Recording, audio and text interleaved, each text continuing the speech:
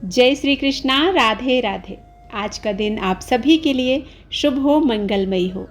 आज की वीडियो में आप सुनेंगे पुरुषोत्तम मास महात्म्य के 13वें अध्याय की कथा।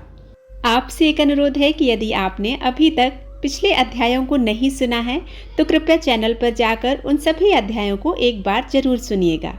आइए अब रसपान करते हैं पुरुषोत्तम मास महात्म्य के 13वें अध्याय की कथा का। नैमिषारण्य तीर्थ में उपस्थित समस्त 88,000 ऋषिगण श्री सूत जी महाराज से कहते हैं, हे सूत, हे महाभाग, हे सूत जी, हे बोलने वालों में श्रेष्ठ, पुरुषोत्तम के सेवन से राजा दृणधनवा शोभन राज्य, पुत्र आदि तथा पतिव्रता स्त्री को किस तरह से प्राप्त किया और योगियों को भी दुर्लभ भगवान के लोक को किस तरह प्राप्त हुआ। हे तात, आपके मुख कमल से बार बार कथासार सुनने वाले हम लोगों को अमृत पान करने वालों के समान कथामृत पान से तृप्ति ही नहीं होती। मैंने जैसा गुरु के मुख से राजा दृणधनवा का पापनाशक चरित्र पढ़ा है, उसको सब मुनि श्रवण करें। श्री नारायण जी बोले, हे ब्राह्मण, हे नारद, सुनिए, मैं पवित्र करने वाली गंगा के समान राजा दृणधनवा की सुंदर तथा प्राचीन कथा कहूँगा। है देश का रक्षक, श्रीमान, बुद्धिमान तथा सत्य पराक्रमी चित्रधर्मा नाम का राजा था। उसको दृणधनवा नाम से प्रसिद्ध, अति तेजस्वी, सब गुणों से युक्त, सत्य बोलने वाला, धर्मात्मा और पवित्र आचरण वाला पुत्र हुआ। कान तक लंबे नेत्र वाला, चौड़ी छाती वाला, बड़ी भुजा वाला, महातेजस्वी वह राजा दृणधनवा प्रशस्त गुण समूहों के साथ साथ बढ़ता गया। वह चतुर राजा दृणधनवा प्रसन्नता के साथ गुरु के मुख से एक बार कहने मात्र से पूर्व में पढ़े हुए के समान व्याकरण आदि 6 अंगों के साथ 4 वेदों का अध्ययन करता था। गुरु को दक्षिणा देकर और विधि पूर्वक उनकी पूजा कर बुद्धिमान राजा गुरु की आज्ञा से अपने पिता चित्रधर्मा के नगर को गया।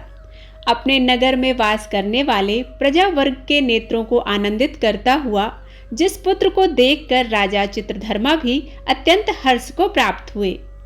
पुत्र जवान हो, संपूर्ण धर्म को जानने वाला हो और प्रजा पालन में समर्थ हो, इससे बढ़कर सार शून्य इस संसार में और क्या है, अर्थात कुछ भी नहीं है।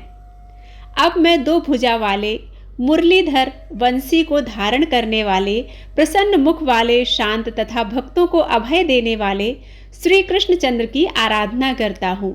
जिस तरह ध्रुव, अम्बरीश, ययाति, प्रमुख राजा और शिवी, रंतिदेव, शशबिंदु, भागीरथ, भीष्म, विदुर, दुष्यंत, भरत, पृथु, उत्तानपाद, प्रहलाद, विभीषण, ये सब राजा तथा और अन्य राजा लोग भी अनेकों लोगों को त्याग कर इस अनित्य शरीर को पुरुषोत्तम भगवान का आराधन कर नित्य विष्णु पद को चले गए। उसी तरह स्त्री, मकान, पुत्र आदि से स्नेहमय बंधन को तोड़कर वन में जाकर हरि का सेवन करना हमारा भी कर्तव्य है। ऐसा मन में निश्चय कर समर्थ राजा दृणधनवा को राज्य का भार देकर स्वयं विरक्त हो शीघ्र पुलह ऋषि के आश्रम को चला गया। वहां जाकर संपूर्ण कामनाओं से निष्प्रय हो और भोजन त्याग कर हर समय मन में श्री कृष्णचंद्र का स्मरण करता हुआ तप करने लगा। कुछ समय तक तप करके वह राजा चित्रवर्मा हरि भगवान के परम धाम को चला गया। राजा दृणधर्मा ने भी अपने पिता की वैष्णवी गति को सुना। उस समय पिता के परम धाम गमन से हर्ष और वियोग होने से शोकयुक्त राजा दृणधर्मा पितृभक्ति से विद्वानों के वचन में स्थित होकर पारलौकिक क्रिया को करता रहा। नीति शास्त्र में विशारद राजा दृणधर्मा अत्यंत शोभित, पवित्र पुष्करावर्तक नगर में राज्य करने लगा। अच्छे स्वभाव वाली विदर्भ राज की कन्या उसकी स्त्री गुण सुंदरी नाम की थी। पृथ्वी पर रूप में उसके समान दूसरी स्त्री नहीं थी। उस गुण सुंदरी ने सुंदर, चतुर, शुभ आचरण वाले 4 पुत्रों को उत्पन्न किया और संपूर्ण लक्षणों से युक्त चारुमती नामक कन्या को भी उत्पन्न किया। चित्रवाक, चित्रवाह, मणिमान और चित्रकुंडल नाम वाले वे सब बड़े मानी शूर अपने अपने नाम से पृथक विख्यात होते गए। राजा दृणधनवा अपने गुणों के कारण अत्यधिक प्रसिद्ध थे। वह शांत चित्त, दृढ़ प्रतिज्ञ, रूपवान, गुणवान, वीर, श्रीमान स्वभाव के सुंदर थे। 4 वेद और व्याकरण आदि 6 अंगों को जानने वाले, वाग्मी अर्थात वाक्चतुर, धनुर्विद्या में निपुण, काम क्रोध लोभ मोह मद और आलस्य को जीतने वाले और शत्रु समुदाय का नाश करने वाले थे। क्षमा में पृथ्वी के समान, गंभीरता में समुद्र के समान और समता यानी समान व्यवहार में पितामह ब्रह्मा के समान, प्रसन्नता में शंकर के समान थे। एक पत्नी व्रत को करने वाले दूसरे रामचंद्र के समान थे। अत्यंत उग्र पराक्रमशाली दूसरे कार्तवीर के समान थे। नारायण बोले, एक समय रात्रि में शयन किए हुए जब राजा दृढ़धनवा को चिंता हुई कि अरे यह वैभव किस महान पुण्य के कारण हमें प्राप्त हुआ है। ना तो मैंने तप किया, ना तो दान दिया और ना ही कहीं कुछ हवन ही किया। मैं इस भाग्योदय का कारण किससे पूछूं? इस प्रकार चिंता करते ही राजा दृढ़धर्मा की रात्रि में ही नींद खुल गई और प्रातःकाल ब्रह्म मुहूर्त में उठकर विधिपूर्वक स्नान करके सूर्योदय को प्राप्त कर सूर्य नारायण का उपस्थान कर भगवान की कला की पूजा कर अर्थात देव मंदिरों में जाकर देवता का पूजन कर ब्राह्मणों को दान देकर तथा नमस्कार करके घोड़े पर सवार हो गया। उसके बाद शिकार खेलने की इच्छा से शीघ्र ही वन को गए। वहां पर बहुत से मृग, वराह, सिंह और गाय, इन सभी का उन्होंने शिकार किया। उसी समय राजा दृढ़धनवा के बाण से घायल होकर कोई मृग बाण सहित शीघ्र एक वन से दूसरे वन को चला गया। रुधिर गिरे हुए मार्ग से राजा भी मृग के पीछे पीछे गए, परंतु मृग कहीं नहीं दिखा और वह झाड़ियों में छुप गया और राजा उस वन में उसे खोजते ही रह गए। प्यास से व्याकुल उस राजा ने समुद्र के समान एक तालाब को देखा और वहां जल्दी से जाकर और पानी पीकर वापस किनारे पर आ गया। वहां घनी छाया वाले एक विशाल वटवृक्ष को भी देखा। उस वृक्ष की जटा में घोड़े को बांधकर राजा वहीं बैठ गया। उसी समय वहां पर कोई एक परम सुंदर तोता राजा को मोहित करने वाली तुलना रहित मनुष्य वाणी को बोलता हुआ आया। केवल राजा को बैठे देख सबको संबोधित करता हुआ एक ही श्लोक को बार बार पढ़ने लगा कि इस पृथ्वी पर विद्यमान अतुल सुख को देखकर तू तत्व का चिंतन नहीं करता है तो इस संसार के पार को कैसे जाएगा।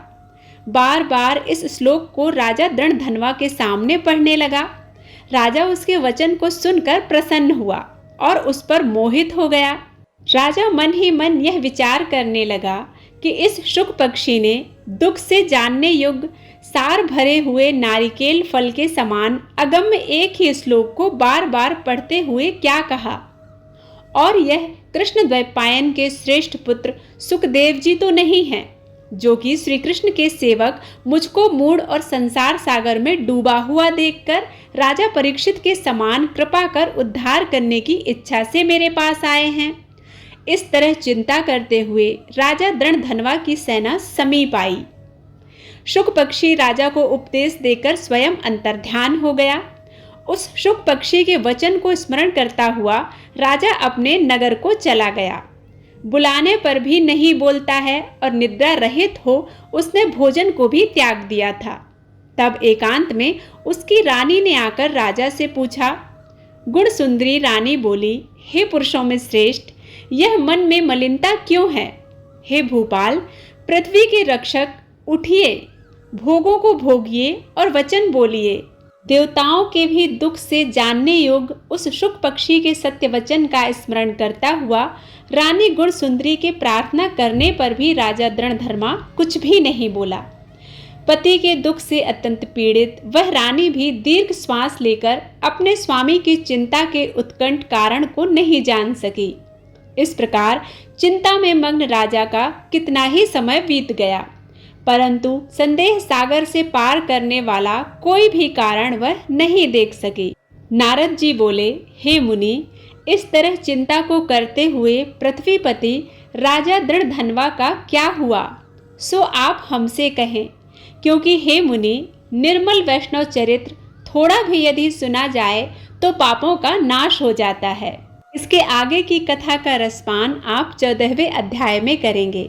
उसके लिए आप आने वाला अध्याय जरूर सुनिएगा उम्मीद है कि यह कथा आप सभी को पसंद आई होगी। यदि पसंद आती है तो प्लीज़ लाइक करना मत भूलिएगा। मिलते हैं 14वें अध्याय की कथा के साथ। तब तक के लिए जय श्री कृष्णा, राधे राधे।